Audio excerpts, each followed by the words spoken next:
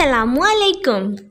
हमारा आज का बेबी स्किल्स नेम है रज़मिया। रज़मिया के इंग्लिश में स्पेल्स हैं RAZMIYA। रज़मिया। इस नेम का मज़हब है इस्लाम और इस नेम का जिन्स है लड़की। ये एक इस्लामिक नेम है और लड़कियों का रखा जाता है नाम। मायने है इसके जंगी दास्तान। हमारे इस नेम के हरूफ जो हैं उर्दू में 5 हरूफ के साथ एक लफ्ज़ बनता है और इंग्लिश में इसके 7 वर्ड 1 लेटर रज़मिया।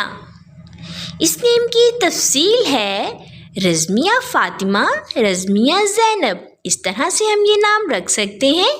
आप भी अपने नाम का मायने जानने के लिए कमेंट्स में अपना नाम लिखें और मायने जानिए। एंड अपने नाम की स्पेशल वीडियो बनवाने के लिए भी आप मेरे कमेंट बॉक्स में अपना नाम कमेंट कर सकते हैं। And please subscribe my channel, like, comment and share. Okay dears, फिर मिलेंगे न्यू नेम न्यू वीडियो के साथ। अपना ख्याल रखिएगा, दुआओं में याद रखिएगा। अल्लाह हाफिज़।